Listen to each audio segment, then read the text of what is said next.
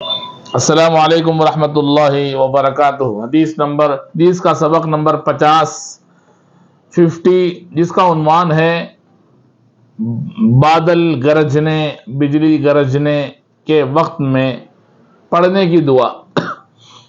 آج کا موسم آج کے وقت میں خاص طور پر ایسا ہے کہ بارشیں ہو رہی ہیں، بادل گرج رہے ہیں اور بجلیاں چمک رہی ہیں۔ ایسے وقت میں نبی پاک صلی اللہ علیہ وسلم کیا دعا پڑھتے تھے؟ امام مسند احمد اور ترمذی شریف میں یہ حدیث موجود ہے۔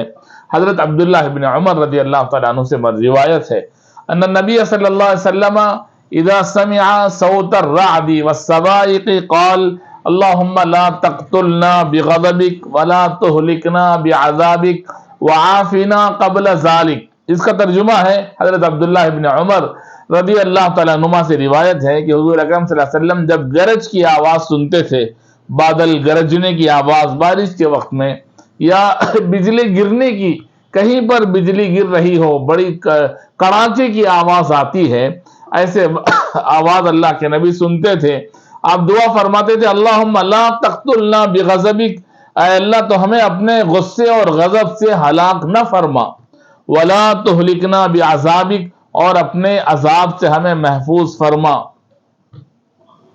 ہمیں نہ مار، وعافنا قبل ذالک، اور ہمیں اس سے پہلے عافیت عطا فرما دے۔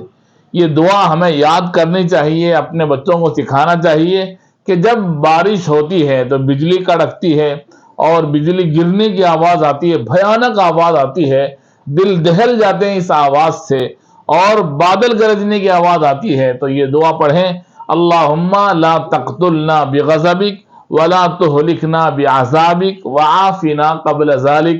اللہ تعالی ہمیں اس حدیث پاک پر عمل کرنے، اس دعا کو پڑھنے کا اہتمام کرنے کی توفیق عطا فرمائے۔ السلام علیکم ورحمۃ اللہ وبرکاتہ۔